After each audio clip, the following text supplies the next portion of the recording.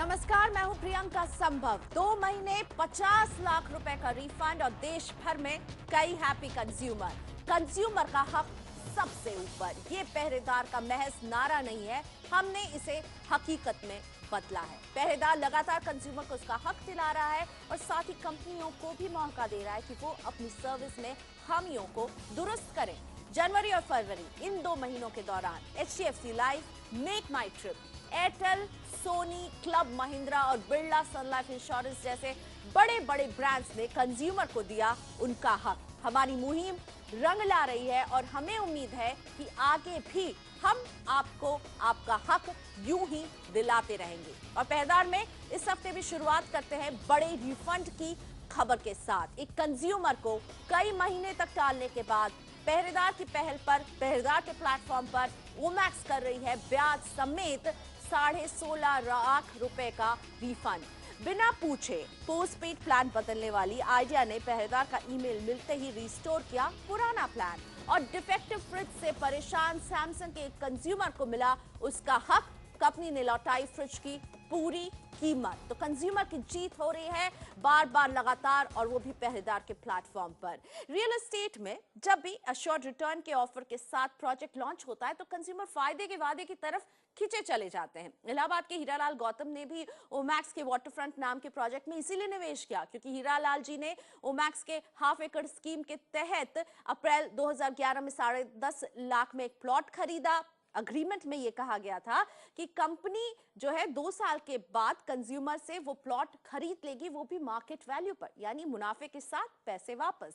लेकिन एश्योर्ड रकम को हासिल करने में हीरालाल गौतम को पहरेदार की ही मदद लेनी पड़ी। ओमैक्स ने 16.5 लाख रुपए लौटाए हैं हीरालाल जी को, लेकिन क्या रिटर्न बिना पहरेदार की मदद से मुमकिन हो पाता? जानते हैं हीरालाल गौतम जी से जो हमारे साथ जुड़े हुए हैं स्काइप के जरिए। हीरालाल जी नमस्ते, स्वागत है पहरेदार में। आप पैसे मांग रहे थे उनसे सितंबर 2013 से, आपने मेल में हमें बताया, लेकिन क्या आपको लगता है ये पैसे आपको वापस मिल जाते आसानी से? नहीं नहीं, आसानी से मिले होते फिर आप क्या कंप्लेन क्यों करते हैं? आप I am very thankful to CNBC Awaaz पहरेदार, जिसके इंटरवेंशन से वो हमें पैसा मिल गया। बिल्कुल, आपने कहा आसानी से मिला होता तो आप हमें क्यों संपर्क करते।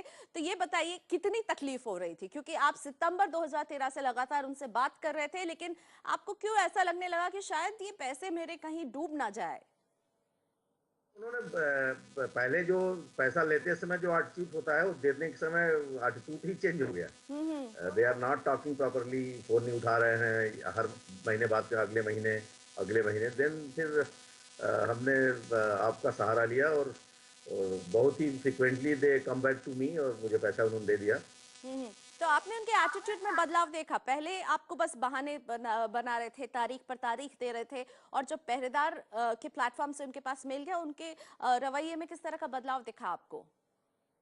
डिग्री का परिवर्तन आ गया। हमारा पहले फोन नहीं उठाते थे, बाद में हमें फोन करते थे इतना बार कि मैं परेशान था कि उनका फोन तो फाइनली उन्होंने बहुत बार मुझे फोन किया कि उनका कंसर्निंग डिप्टी मैनेजर था और करके उन्होंने बुला के चेक दे दिया और ये आपके आपके इंटरवेंशन की वजह से संभव हो पाया, अदरवाइज ये शायद संभव न होता। जी, चलिए, आपको बहुत मुबारक हो। आपके पैसे जो कहीं ना कहीं फंस गए थे और शायद गुम हो रहे थे वो आपको मिल गए। लेकिन जब ओमैक्स से आप बात करते थे बतौर कंज्यूमर, तो वो आपको क्या क्या बहाने देते थे? तारीख आगे बढ़ाते थे और क्या क्या कुछ कहते थे आपको? नहीं, नॉर्मली वही होता था इसमें अभी अगले महीने हो जाएगा, फिर अगले बात में अगले महीने हो जाएगा, फिर कभी हाफ पेमेंट ले लीजिए, हाफ अगले महीने दे देंगे, इस टाइप का चल रहा था। तो आई फेल्ट बैड, इतना टाइम भी नहीं है, फिर लगा कि ये तो गड़बड़ है। फिर टीवी शो देखा आपका, फिर आपसे बात करी, आपको कंप्लेन भेजा, then very quickly they come back to me. लेकिन इस देरी के पीछे कुछ वजह भी बता रही थी ओमैक्स आपको, या नहीं, या बस ऐसे ही तारीख पर तारीख दे रही थी? वजह तो ऐसा कुछ ऐसा, मैं तो दिल्ली के पास बैठा हुआ हूँ, इलाहाबाद में टेलीफोन पे ही बात हो पाता था। तो ऑलवेज दे आर टेलिंग ठीक है, हो जाएगा, हो रहा है, हेड ऑफिस गया है, आ जाएगा, अगले महीने हो जाएगा, अगले महीने हो जाएगा, ऐसे ही था। ऐसा कोई वजह खास तो नहीं था। कुछ कोर्ट केस के बारे में भी आपने लिखा है कि उन्होंने बोला कि अभी मामला कोर्ट में है, थोड़ा इंतजार कर लीजिए। ये जो हाफ एकड़ स्कीम थी, वाटर फ्रंट सिटी, बहुत बढ़िया प्रोग्राम इन्होंने लॉन्च किया था। तो वी आर थिंकिंग हम वहाँ प्लाट ही लेंगे 24 महीने बाद, इसलिए इन्वेस्ट किया था। बट वो बोला हाई कोर्ट का स्टे हो गया तो प्लाट ये दे नहीं पाए, तो वेट करते रहे हम। 24 महीने के बाद भी 6-7 महीने तक वेट किया, फिर हमने रिडम्पशन दाखिल किया कि बेटी के पैसे दे दो। तो पहले वो कोर्ट केस चल रहा, उनका अभी भी कोर्ट केस चल रहा, हाई कोर्ट का स्टे है इनके प्रोजेक्ट पे, तो इस वजह से प्रॉब्लम हुआ जी। लेकिन अब प्रॉब्लम सुलझ गई है। शुक्रिया हीरालाल जी हमसे बात करने के लिए। हीरालाल जी को ओमैक्स ने वो पैसे वापस कर दिए हैं, श्योर रिटर्न, लेकिन मिलेगा या नहीं मिलेगा इसको लेकर सस्पेंस काफी लंबा बरकरार रहा। 2011 में हीरालाल जी ने निवेश किया था, 2013 में रिटर्न मिलना था और 2014 की शुरुआत हो गई थी और हीरालाल जी को कंपनी बस टालते ही जा रही थी। 4 महीने से भी ज्यादा वक्त जब निकल गया था तो हीरालाल जी ने हमारा रुख किया था। हमने भी ओमैक्स से पूछा कि वो क्या कर रही हैं। हमने सबसे पहले यही पूछा कि हीरालाल जी को आखिर कब वो पैसे वापस मिलेंगे। पहरेदार का ईमेल मिलते ही ओमैक्स तुरंत कार्रवाई में लग गई। अपने आधिकारिक जवाब में कंपनी ने पहरेदार को बताया है कि कंज्यूमर का हित ओमैक्स के लिए सर्वोपरि है। जैसे ही कंपनी को इस केस की जानकारी मिली वो इसको सुलझाने में जुट गई और अब कंज्यूमर की जरूरतों के मुताबिक मामला सुलझा लिया गया है और हमें साफ दिख रहा है ओमैक्स ने वो पैसे वापस कर दिए हैं। वाकई में अपने कंज्यूमर का ख्याल रखा है, लेकिन पहरेदार के पहल के बाद ही। हमारे साथ शो में शामिल हो रही है कंज्यूमर मामलों की जानकार एडवोकेट नमिता मैथ्यूज। नमिता, इस केस को तो एक दी एंड हैप्पी एंडिंग मिल गई है, लेकिन अक्सर हम देखते हैं रियल एस्टेट के प्रोजेक्ट्स में कभी जमीन की ओनरशिप को लेकर के, कभी कुछ और बातों को लेकर के मामला कोर्ट में चला जाता है। इनको भी बहाना दिया गया कि अभी मामला जो है कोर्ट में है, लीगैलिटीज चल रही हैं, तो आप थोड़ा इंतजार करें। तो इंतजार करे कंज्यूमर क्या करे ऐसे में? अगर वो अपना पैसा वापस चाहता है तो ये सही कदम है कि नहीं? कि अगर कंज्यूमर नहीं चाहता कि वो कंटिन्यू करे प्रोजेक्ट में तो उनको रिफंड मिलना ही चाहिए, वेदर वो इंटरेस्ट के साथ हो नहीं हो, डिपेंड्स अपॉन सर्कमस्टांस कैसे है। जैसे मैंने कहा 2 टाइप्स के विवाद होते हैं, एक गलती होती है डेवलपर की, एक होती है उसके बिना। अगर डेवलपर की गलती नहीं होती है तो उस टाइम्स पे हो सकता है कि कोर्ट भी अपहोल्ड करे कि no interest should be given. पर अगर डेवलपर की गलती है तो इंटरेस्ट भी मिला जाता है, नॉर्मली डैमेजेस भी मिलते हैं ओवर एंड अबव। तो आपको जरूर केस फाइल कर देना चाहिए जब आपको लगता है कि टाइम गुजर चुका है और जब डेवलपर आपको कॉपरेट ही नहीं कर रहा, आपको बता ही नहीं रहा क्या रीजन है कि डेवलपमेंट नहीं हो रही है, क्या प्रोग्रेस है। और साइट विजिट कीजिए, बहुत आसान चीज होती है। आप जाकर देखिए क्या कंडीशन है आपके प्रोजेक्ट की, आपको वैसे ही पता चल जाएगा कि क्या सिचुएशन है, क्या आपको मिलेगा कि नहीं मिलेगा घर। तो क्या होना चाहिए अगला कदम? साइट विजिट कर लिया आपने, देख लिया, कुछ आपको लग रहा है दिक्कत है, आप वहां से हटना चाहते हैं, तो आप क्या करें? पहले तो आप डेवलपर को लिखिए, उनसे मांगिए कि आप रिफंड दीजिए। मोस्ट बायर्स एग्रीमेंट्स में ऐसे क्लॉज होता भी है कि आप रिफंड मांग सकते हो। अगर डेवलपर आपको रिस्पॉन्ड नहीं कर रहे हैं तो बेशक आप कंज्यूमर कोर्ट को अप्रोच कीजिए। इट्स द इजीएस्ट मेथड कि आप फाइल कीजिए पूरे अपने डॉक्यूमेंट्स के साथ और बताइए कंज्यूमर कोर्ट की इतने टाइम तक उनको देना था पर उन्होंने दिया नहीं। बिल्कुल, यानी अपने हक के लिए लड़ाई को आगे बढ़ाइए। शुक्रिया नमिता हमारे शो में शामिल होने के लिए। वक्त हो गया है ब्रेक का। ब्रेक के बाद पहरेदार की पहल के बाद आइडिया के कंज्यूमर को मिली राहत, कंपनी ने सुधारी अपनी भूल।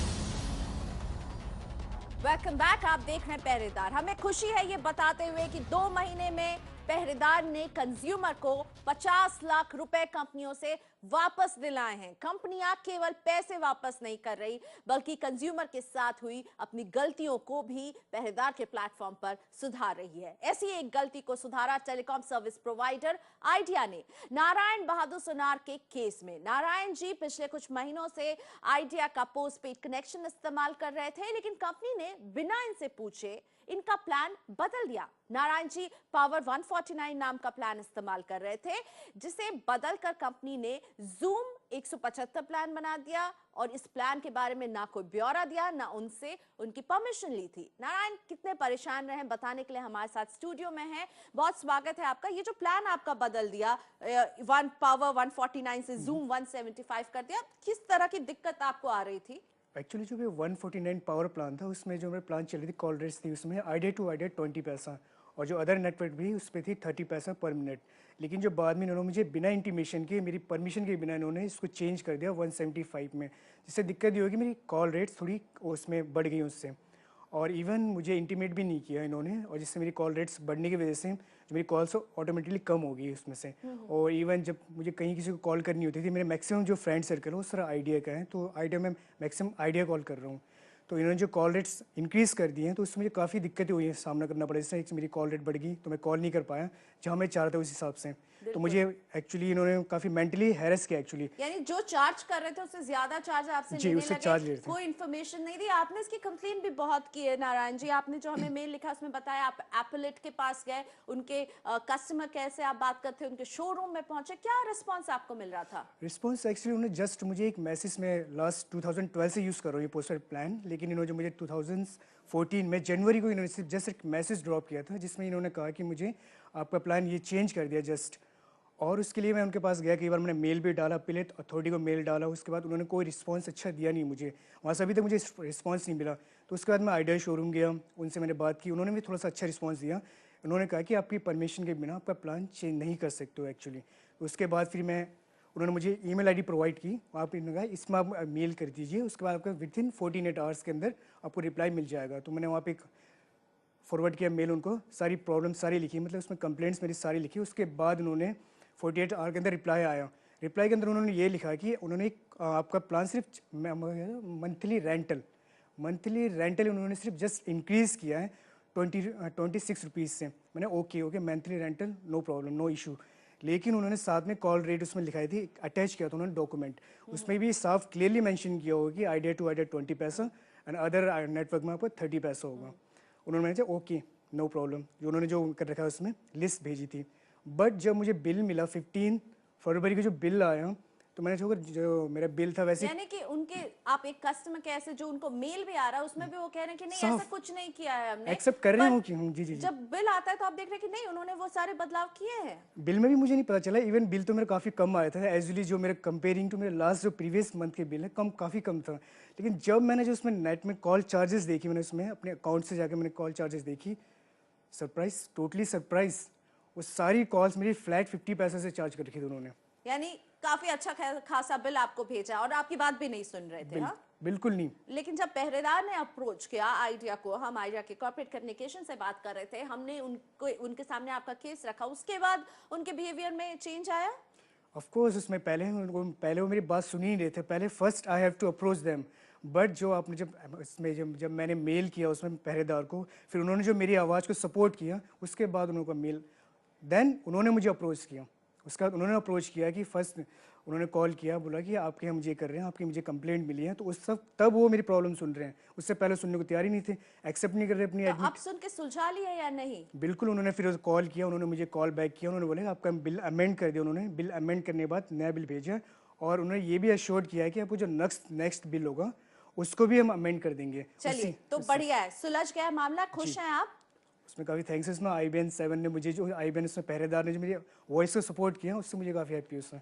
चलिए नारायण जी, आपकी बात सुन ली है आइडिया ने। हम आपको बताएंगे कि आइडिया ने जो है कंज्यूमर की शिकायत दूर कर दी है, लेकिन हमें अभी तक कोई जवाब नहीं भेजा है। लेकिन हमने नारायण बहादुर सुनार का मामला आइडिया के पास 2 वजहों से भेजा था। एक तो ये कि इनकी समस्या दूर हो, इन्हें छुटकारा मिले अपनी सारी परेशानी से, और दूसरी वजह ये है कि देश भर में लाखों लोग अलग अलग टेलीकॉम कंपनियां से ऐसी शिकायतों से ही जूझ रहे हैं। टेलीकॉम कंपनियों से जुड़ी इन शिकायतों में रकम शायद उतनी बड़ी नहीं होती है, लेकिन कंज्यूमर की सुनवाई कहीं भी नहीं हो पाती है। बहरहाल नारायण बहादुर सुनार के मामले में सुनवाई हुई है, पहरेदार के पहल पर हुई है, और उम्मीद करते हैं कि आगे टेलीकॉम कंपनियां अपने कंज्यूमर को इस तरह से नजरअंदाज नहीं करेंगी, उन्हें सुनती रहेंगी। और उम्मीद ये भी करते हैं कि आइडिया हमें जवाब देगी, जो अच्छा काम कर रही है उसके बारे में हमें भी लिखित तौर पर बताएगी।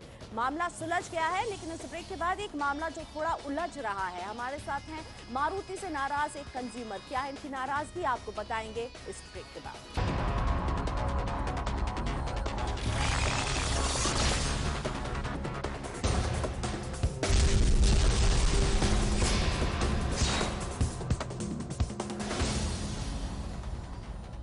वेलकम बैक, आप देख रहे हैं पहरेदार, जहां हम बुलंद करते हैं कंज्यूमर की आवाज। किसी भी ब्रांड की पोजीशन, पॉपुलैरिटी और पहुंच को बनाए रखने के लिए कंपनी के सर्विस सेंटर्स की भूमिका अहम होती है, क्योंकि ये सर्विस सेंटर्स और इनका डीलर नेटवर्क बनाते हैं कंज्यूमर कनेक्ट। और अगर इस कंज्यूमर कनेक्ट में दिक्कत आ जाए तो नुकसान होता है केवल और केवल ब्रांड का।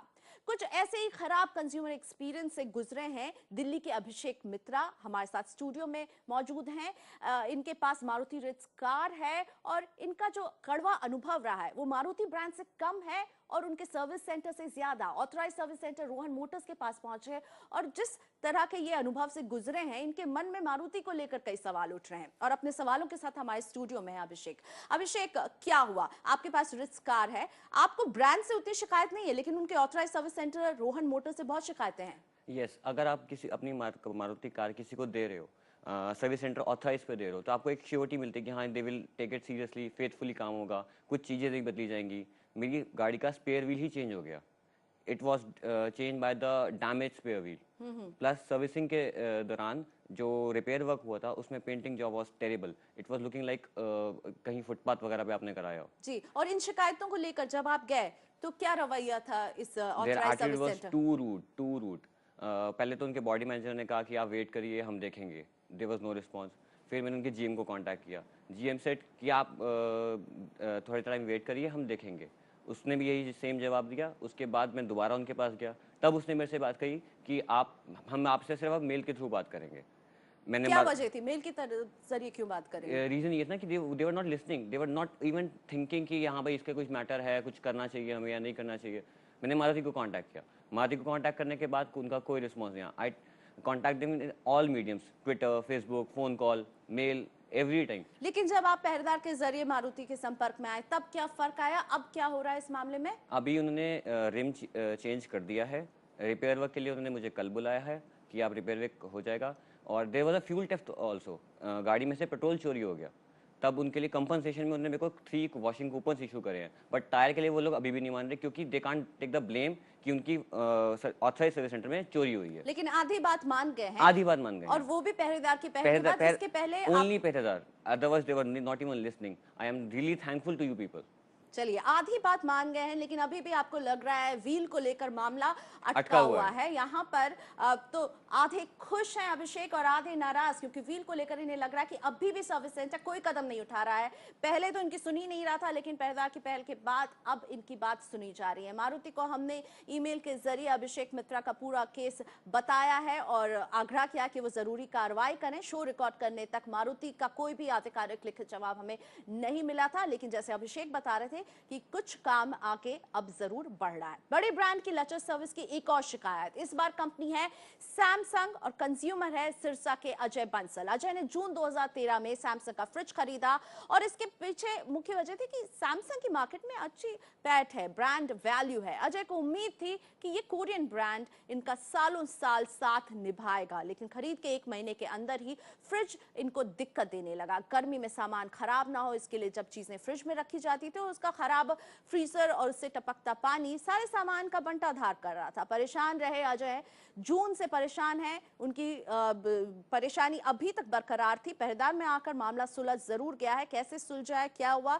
बात करने के लिए हमारे साथ फोन लाइन पर हैं अजय जी। नमस्ते, स्वागत है आपका। कितनी दिक्कतों का सामना किया आपने सैमसंग की इस फ्रिज के साथ और अब राहत की सांस ले रहे हैं आप?